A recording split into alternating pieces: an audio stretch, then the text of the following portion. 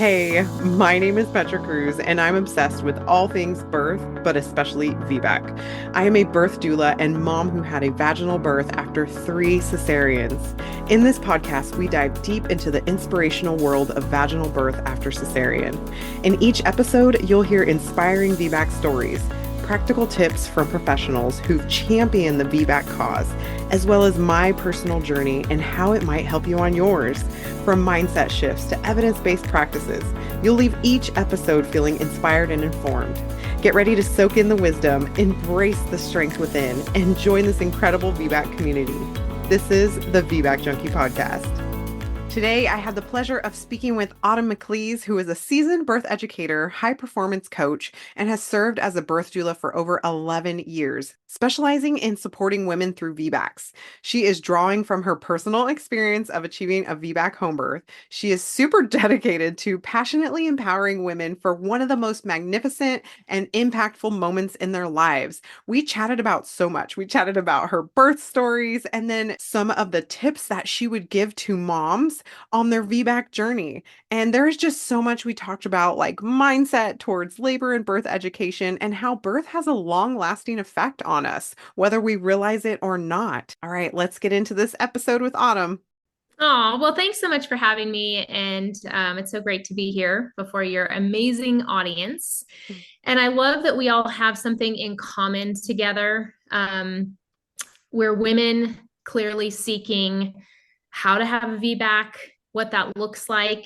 Maybe someone's even just coming here to be a bit more curious of what that would look like. And I really hope that that's the case, because my goal is to truly be able to encourage moms and help them become aware of the possibilities with their birth experience. If I would have just listened to the doctors, I would not have had the experience that I had, which was going from a C-section with my first to a VBAC home birth with my second. But if I would have listened, I wouldn't have had that experience, number one. And number two, I actually wouldn't be here sitting talking with you here today, because it sent me into becoming a birth worker. Those two experiences empowered me so much, ignited a fire within me that sent me into becoming a birth doula and then a birth educator. And so my story in a nutshell started with, like I was saying, my son, just your typical maybe mom of just wanting a natural birth, wanting a vaginal birth. I never thought for a second that I would wind up with a C-section. And, getting closer to, I took a hospital birth class. I think that's worth noting, because in hospital birth classes, I'm very passionate about not taking hospital birth classes. And that's me. And the reason why is because they only tell you what they want you to know. And to me, I want to know so much more. I want to know about the rights of a laboring woman in the state in which I live in, which is California. I want to know different positions. I want to know, all sorts of coping mechanisms and techniques. If I'm going to set out to conquer something, a goal, a desire that I have, which was natural birth, then I want to know everything I can so that I can prepare myself and then ultimately be able to achieve that. So, but anyway, I took a hospital birthing class. I didn't know anything back then. I just knew what the hospital told me, and I knew I wanted a natural birth and a vaginal birth. So that was it. So due date is getting closer and I am not dilated. In fact, they're already talking about induction. And I knew enough about induction to know that's not good. That would likely lead to other inductions and possibly a C-section. So I definitely don't want to get an induction. If I have to, I'd love to go naturally. But, the doctors, they have their timeline of when they want us to give birth, and the pressure was on and the stress was there. And I had a neighbor who had used acupuncture to kind of like help nudge things along in her birthing journey with her child. And so she referred me to this acupuncturist and saying, well, maybe you could, kind of encourage things that way. Well, I'll recommend acupuncture off and on all the time, but it's not without the the note I must add with it that a lot of times it can be so helpful and great, but there is this aspect of acupuncture that comes with the possibility of you nudging your body to start something, and then the rest of your hormone systems and your cervix and everything else isn't quite on board. And unfortunately, that's the category I fell into. So here I was, facing a potential induction. I decided to do acupuncture instead of an induction. And you could say it kind of turned the labor switch on, but my cervix was not on board yet. The rest of my body was not on board, even though I was contracting. And so I basically, long story short, went 13 to 14 hours with nothing more than dilating to 1. And they started talking me into a C-section. And it was really upsetting. I didn't know what else I could do. My water had ended up breaking, which is why I was at the hospital. I thought your water breaks and you just run to the hospital. And so I was there, body wasn't ready. And then they finally, talked me into this C-section. And I left that experience feeling I had a grief that was kind of attached to that birth. Don't get me wrong, most amazing experience in the same token of like, I just had a baby, my beautiful baby boy. I'm elated, but the whole birthing side, what I had envisioned, what I had desired, and ultimately what I feared actually ended up taking place, which was that major abdominal surgery. And I also felt very disempowered. I felt shame. I had a bit of just a sadness that my body didn't seem to function. I guess I'm kind of broken, or I guess my baby was too big, was part of what they told me as well. I'm too petite and my baby was too big, even though he was 6 pounds, 14 ounces. Apparently they claimed he was too big. And so I took that experience and I got home, and I still couldn't shake the fact that I was robbed of my birth experience. Like, what could I have done differently? And maybe there's a mom out there listening right now that's thinking that, like, what did I do, or what didn't I know that could have changed things? And that is what I wanted to find out. In fact, when I went to my 6-week appointment, I was talking to the OB and I said, so what can I do on the next baby to have a VBAC? He was not really for me having a VBAC. He basically warned me and said I'd be walking on eggshells the next time I came in, and made it sound like any little hiccup would just ultimately result in another C-section, because that was the safer way to go. And so I was really frustrated then. And actually months later, I just couldn't shake it. I ended up calling midwives. I called birth doulas, and I wanted to learn what went wrong. Like, what did I do wrong? Where did I miss it? And so I learned some things, and then comes baby number 2. And I wasn't really sure what I was going to do, but I knew I wanted to look into home birth, or maybe just interview a midwife to learn everything that I could, because that seemed really extreme to me. I'm like, I don't know, I'm a VBAC mom. So my husband and I, and that's the key. I want to say this really quick, because I don't know how much you talk about home birth on this podcast, but so many women and clients that I have will say, oh, well, I would love to do a home birth, but my husband isn't on board. I almost guarantee the likely reason why the husband isn't on board is because the wife is telling the husband and talking to the husband about how she wants a home birth, and passing along all the facts and information to him, but he needs to get his questions answered. The couple has to ask the hard questions and to understand how that model of birth looks and how it works. so that you can fully understand. So that's what we did. We decided to go together. We ended up feeling so excited and confident in this midwife we were talking to, which you always want a midwife that has lots of experience under her belt. She's, well-versed. She has many years of experience. And so we actually got the most, I call her the queen bee of all Southern California midwives. Like, she has been doing it forever. My daughter was her 880th home birth, just to give you an idea. But so all that to say, we talked to her. We felt more confident in her ability than even the OB. She knew more about a pregnant woman, a laboring woman, and newborns than anyone that I had ever met.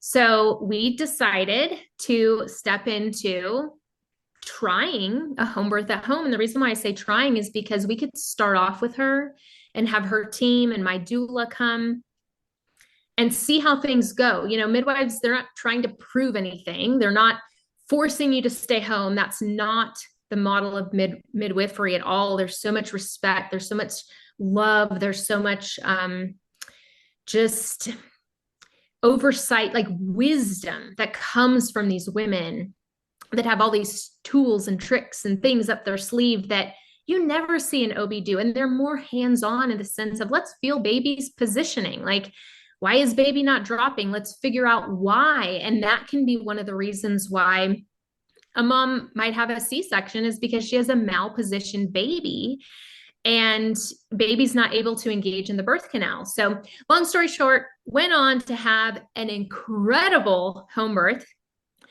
Went so smooth, gave birth to my daughter in the water. And it was such a restorative experience for me personally. One thing I am big on is mindset. I work with my doula clients, and I really like to dig in and talk about mindset. And I've also had doula clients where the C-section left them feeling, left them doubting themselves. And that kind of sets you up. And I felt a little bit of that too. It kind of can set you up for your tone for motherhood. And some women adopt that and carry that through the rest of their life. And with my experience, when I say kind of restorative, I mean that I was able to kind of reclaim that just like God-given empowerment that comes with you being in charge of pushing your own baby out. And that was very healing to me. And then it also obviously empowered me to become a birth doula, go into birth education, and now here I am. So that is more or less my story. Yeah, I love that. And, I feel like sometimes I should change the podcast name to like Mindset for VBAC, because we talk so much about mindset. People get so caught up on, I have to do the chiropractic, I have to eat all the dates, I have to drink the raspberry leaf tea, which is great, of course. But it shouldn't be the main focus, because so much of our birth, I feel like, translates from our mindset. And so you obviously had this amazing home birth. Did you do anything, or I should say, what did you do differently in this birth to prepare for that, whether it was physically, mentally, emotionally? What was that? Well, the first thing I did differently, I got, busy understanding VBAC. So the first thing I did was actually I attended a VBAC seminar. Even before I was pregnant, I wanted to learn. I wanted to get down to the hard science. VBACfacts.com, Jen, she did this seminar and I attended. So that was key, because my doctor had also quoted me at that 6-week appointment. He quoted me a wrong statistic on the percentage of women that end up in uterine rupture due to VBACs. And that was a much higher statistic than what truly was scientifically the case. And that's really frustrating too, because we depend upon our doctors to have the science right and to give us information that we are going to base our decisions on. And this this doctor quoted it wrong. And so when I went to this seminar, I mean, she had all the science articles and the facts and everything. And I was writing and taking notes like crazy. And I'm like, this is not at all what I was told. So education is key, number one. Number two, even though it was my second, which kind of felt like my first because I'd not had a vaginal birth yet, and that still involved a lot of things that I was going to have to assume and I was going to have to take on and I was going to have to endure. So I signed up for a natural birth out of hospital birth class.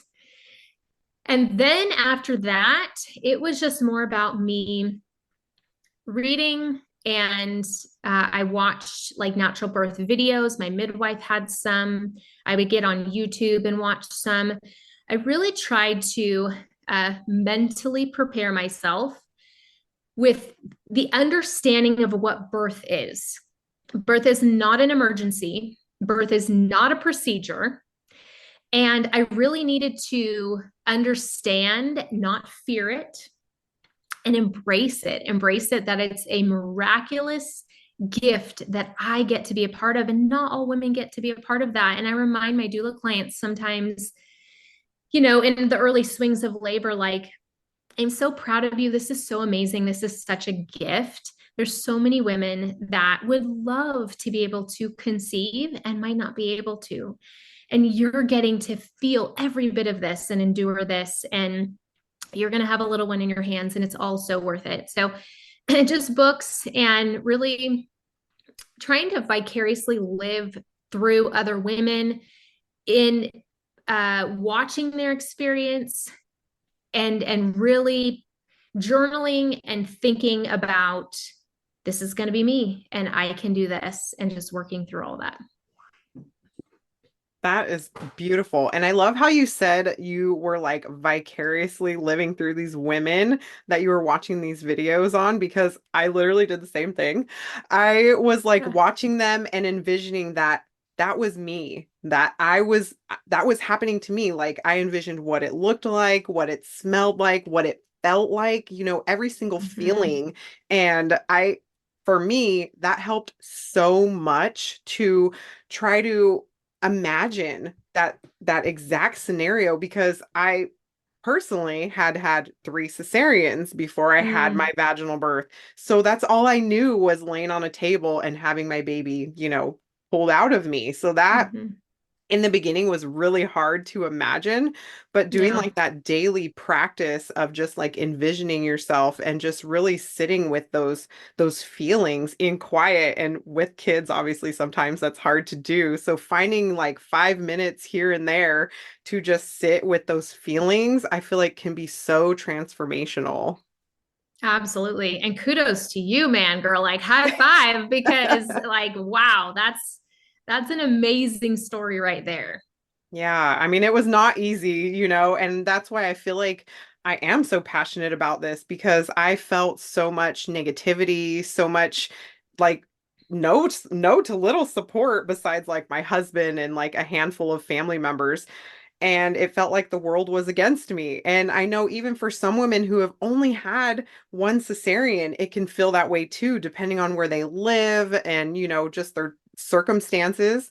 But it is possible, you know, just gaining that like community and living vicariously through women on YouTube videos or whatever it is, you know, is so helpful, more helpful than you might even be realizing. Absolutely. And you're an overcomer. Like you overcame so much. And when you overcome and you get to look back on everything, like it just really does amazing things for not only your skill sets in whatever that arena is, but like for our mindset and just who we are and our belief in ourselves. It really can carry forth into our future in like so many ways that we might not even give it enough credit for. Like OBs, I don't think they realize like how much influence they have over women, and like that moment, and how it can kind of make or break us. I've seen it break some women, and they're looking for that restorative experience to reclaim back some of who they are and who they thought they were. And we should not, first of all, we should not give them that type of power, but we've also never been through this before. And then women aren't talking about it. So they don't know, they just kind of live with it. And so, yeah, that's huge. And just watching, like you're saying, like watching births, we can't, we say birth is like a marathon, right? And so we can't go and practice like you can prepare for a marathon. It's not quite the same, but, and just like a marathon runner, like they don't know what the weather's going to be like, And so in the same type of way, birth is like that. We can't practice, but there's ways we can get as close to it as we can, or get, ice cubes out, or for the pain, mimicking the pain, or like I would like go get like some massages, and when they'd hit like a really good spot that needed some releasing, I would really practice. And I love stretching and massages for this aspect.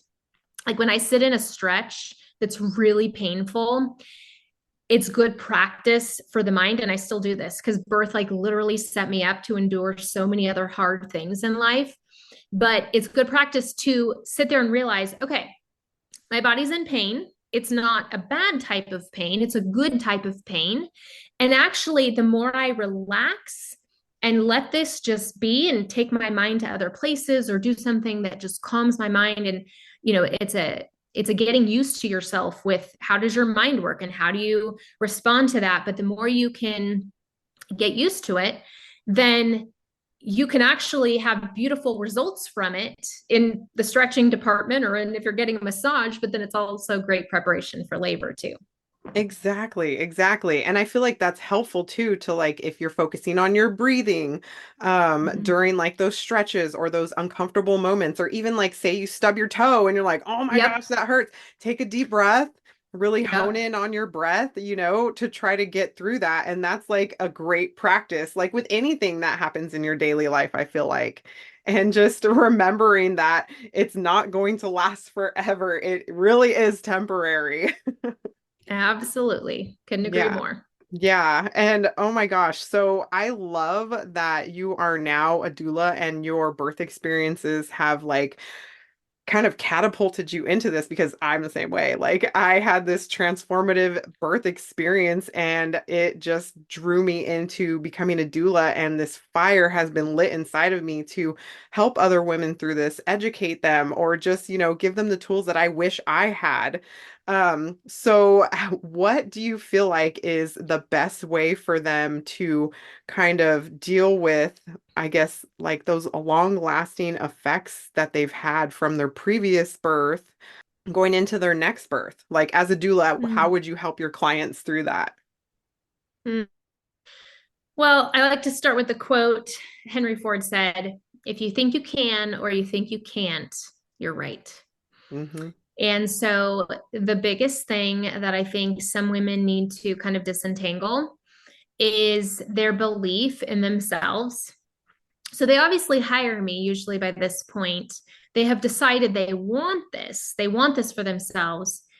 They might still be lacking in some areas of, you know, belief in themselves, or, oh, I hope I can endure the pain, or they might have some trauma or some fear surrounding from their past experience.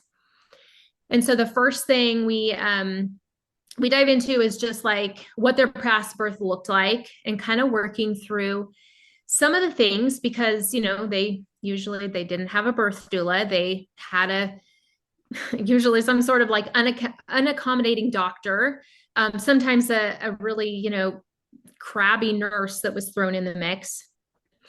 And we talk through some of the things that they might have been unaware of, that I let them know, like, okay, here's how we can change just that scenario. Like, these are your options. Like, number one, you could have fired your nurse and gotten a different one.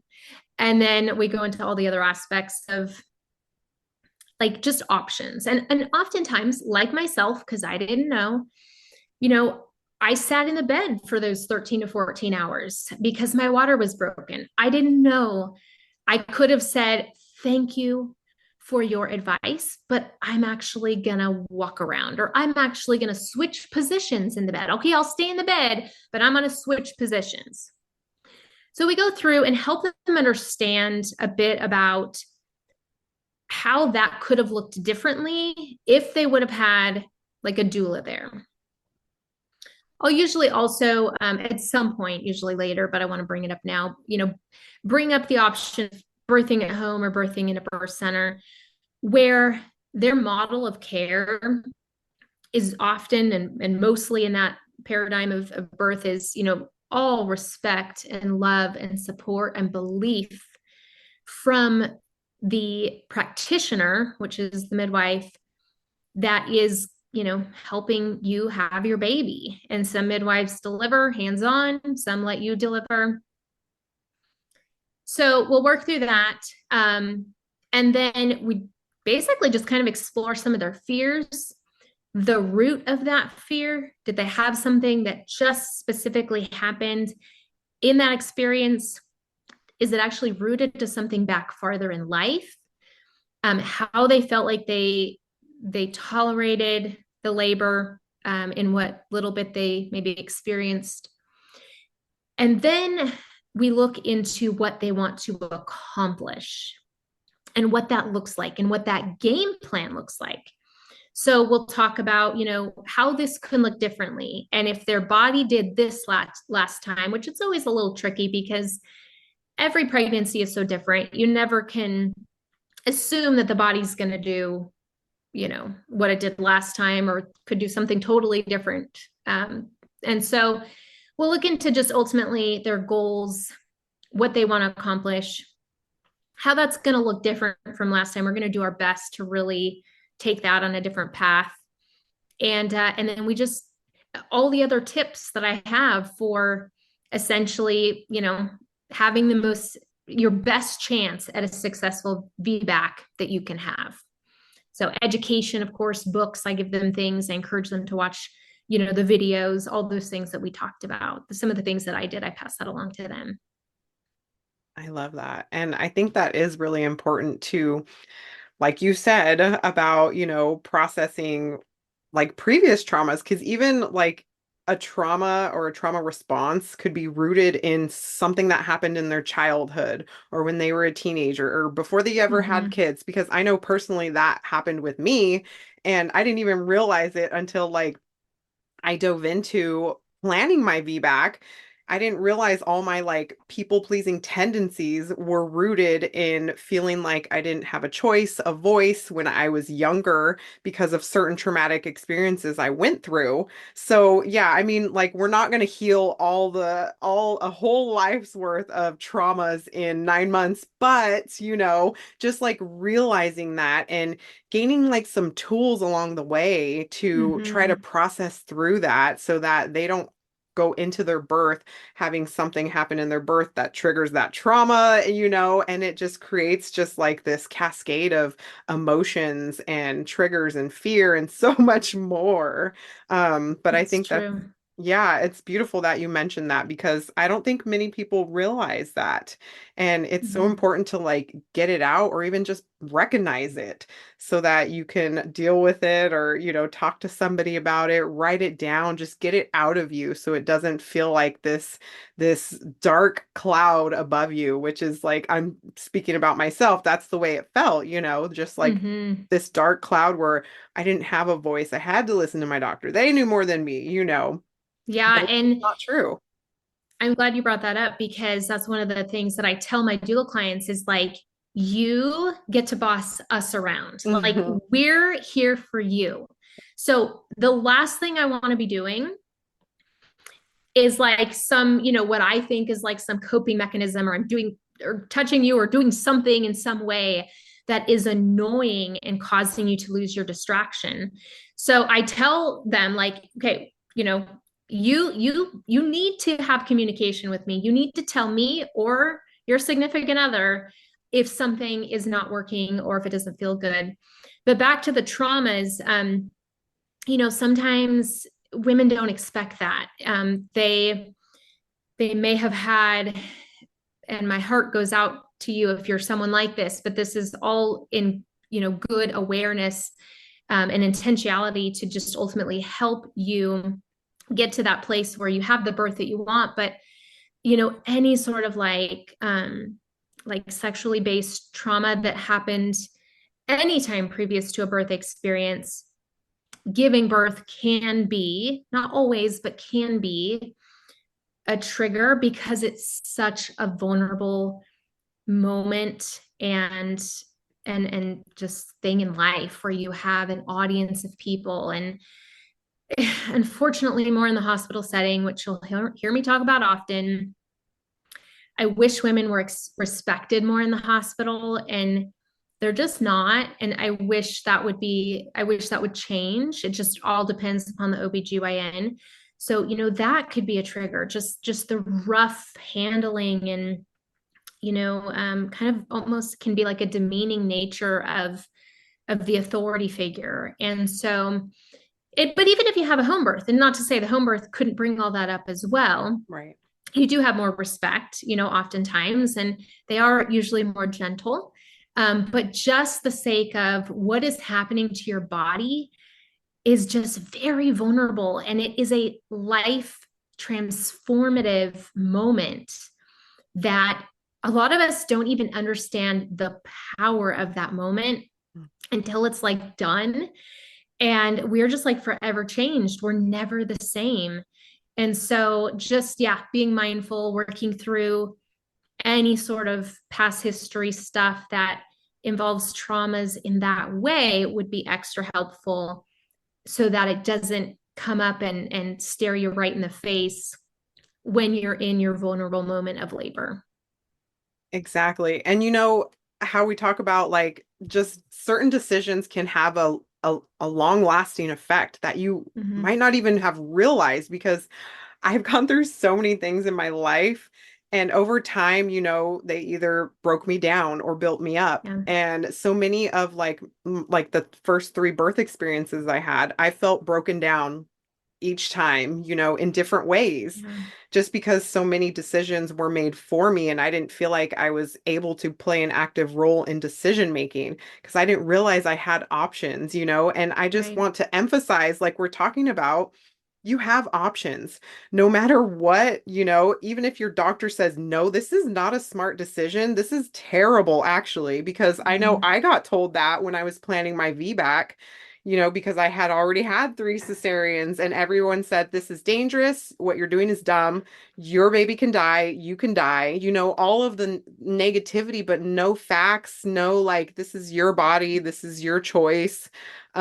So just realizing that, and not to say like, just go against all, medical advice, because sometimes there is a legitimate reason for a cesarean, because of your health. But even if there is, just knowing that you still have a choice, like you can still decide which route you go and dictate that, because it is your body and your birth experience. Like nobody's going to remember this experience in the depth that you are. Your doctor will probably have, I don't even know. They have like hundreds of women that they see in their practice. So they may not even, and I don't say this to be mean, but they're probably not going to remember your birth like at all. So yeah. No, definitely not. Way too many. It's kind of a conveyor belt of women, and that's just how it is. But there are ways to make it still a pleasant experience, and that's where hiring a birth doula, or even something I wanted to make sure and bring up in our interview. I don't know if you talked about much, but it is the concept of having a midwife as your monitrice. And so basically what that looks like is, and this has been a great option for some clients. So they're kind of like at the place where they don't want a home birth, but they like don't want to be at the hospital too soon. And a doula, we're not like legally allowed to check or do any, vaginal checks or any health type related things. And so, but oftentimes you can hire a midwife to be what we just call your monitrice. And I don't know what the price is, but around here in Southern California, it's usually like roughly about $1,000, or maybe some of them might do an hourly wage. But you call them when you're in labor and they come over to monitor you. So they monitor you, they monitor baby, they'll do vaginal checks, they'll tell you how dilated you are. They can palpate baby, see what position he or she is in. So that's a beautiful option that I love to highlight for, couples that, have decided on the hospital, but and that would be a great for a VBAC mom, because the goal obviously is to stay home, stay out of the hospital as much as possible for so many reasons. But still be looked over to make sure, everything looks safe. Exactly. And I love that you mentioned that, because I don't think that we've ever mentioned that in here. And that is such a valuable thing to know, because not everybody knows that. Like, I never even knew that when I was pregnant with any of my kids. I didn't learn that until I became a doula and started learning, super in depth about birth and midwives and the hospital system and all that stuff. So yes, if you are looking into that, but you don't want to have a home birth and you still want a hospital birth, definitely reach out to your local midwife and see if they offer that, because the majority of them do. But I mean, it obviously depends on where exactly you're located too. So yes, definitely look into that. Well, I want to thank you so much, Autumn. I mean, is there anything that you would love to like leave the audience with before I let you go? I want to go through my 6 tips on what I say would really be helpful in All having a right. VBAC. All Awesome. right. Let's do it. Tip number 1 is, and we kind of talked about some of these, but research, educate yourself, even go as far as what I did. Talk with midwives, talk with doulas, go to a VBAC seminar, or definitely go look up vbacfacts.com. Number 2, get an out of hospital birth class. Hopefully one that, is led by someone that is knowledgeable and going to share all the extra good stuff. So maybe you can, ask around, get some good recommendations. And then obviously look for birth support. A doula is going to be your best bet, especially when birthing in a hospital. But maybe look at the monitrice option.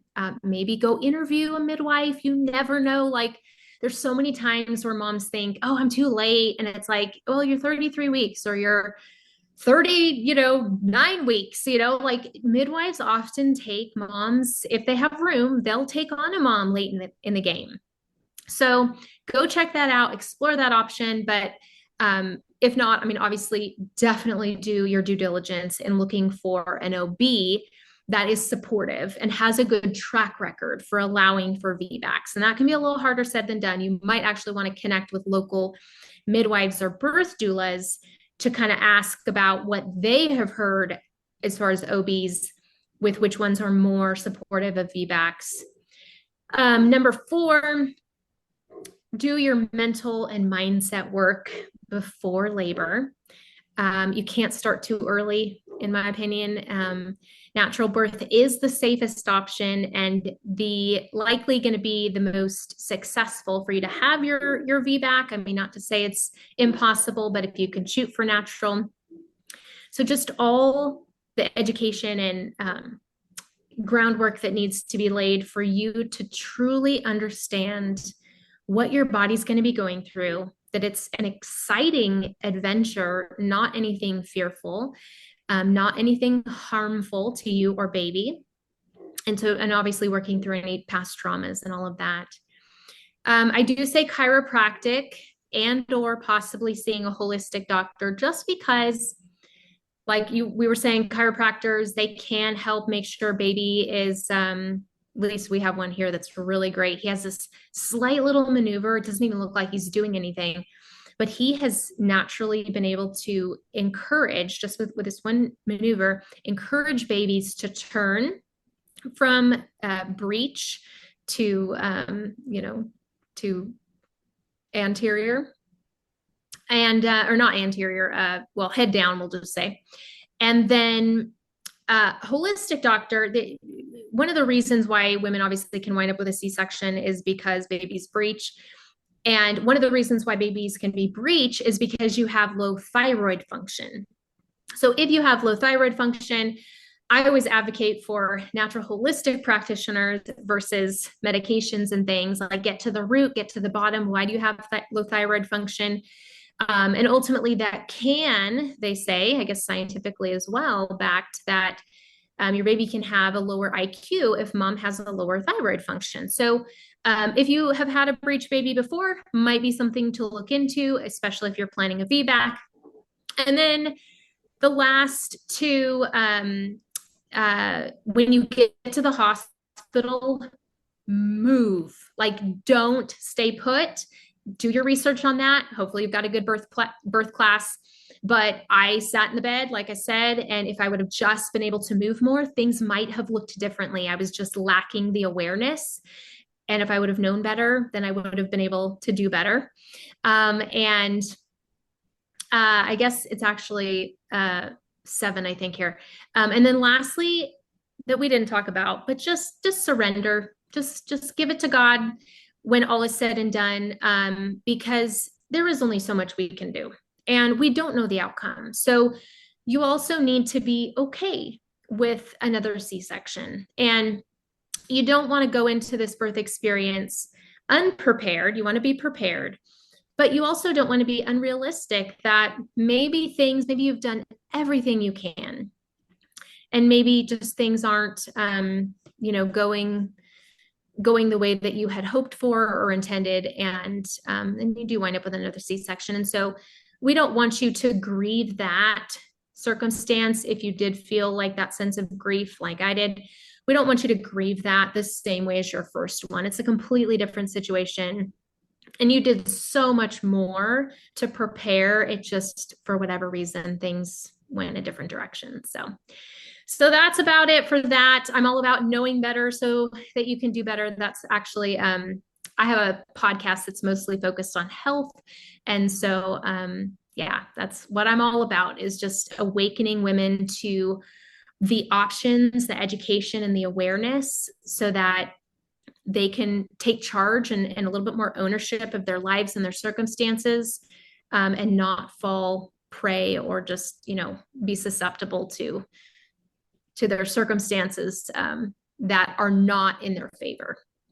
Yes, I love that. And thank you for mentioning your podcast. I was going to throw a plug in there because I've listened to a few of your episodes, and oh my gosh, everybody needs to go and listen to her podcast. Like she said, it's called Know Better, Do Better with Autumn McLees. And it is so good. It is about more than just birth. It's about health, of course, birth and beyond. There's so many valuable tips in there, and it's going to kind of help you realize, looking at the body and looking at everything as a whole, not just it's this thing, and everything's in a little perfect box. No, it's it's whole. I love it. So go and listen to her podcast. It is amazing. You're so sweet. Yeah, I mentioned my health journey, and I've been on a health journey for quite some time, and birth and health are my two passions. And so I would say it's mostly challenging the status quo when it comes to holistic alternative modalities and approaches to wellness. But we obviously talk about, knowing better and doing better in some other areas, sometimes birth. We also had an episode on how to straighten teeth naturally, for your kids. And that's a whole mind-blowing, episode. So anyway, it's been so much fun. And I love having people like yourself, podcast and birthing sisters here to connect with and have these conversations with. Yes, me too. So thank you so much for joining me today and adding so much value to this amazing community. Just thank you. And I cannot wait to see more episodes and see what you create, because it's so valuable. Thanks so much, girl. I feel the same for you. I'm fully supporting your mission here and your amazing audience. And kudos to you for being so strong and for getting the word out about this incredibly important topic that more women need to know about and be empowered with. Thank you. I so agree. Thanks. Until next time. Thank you so much for listening to another episode of the VBAC Junkie podcast. Make sure to leave a rating and subscribe to the show so that you don't miss an episode. And also, I have a free gift for you. If you would like to have a guide on how to prepare for a VBAC, head to my website at www.birthingcometru.com/VBAC guide. And all of this will be in the show notes, so you can just click that link and head there and download this free guide. I hope you have an amazing week. Until next time. Bye.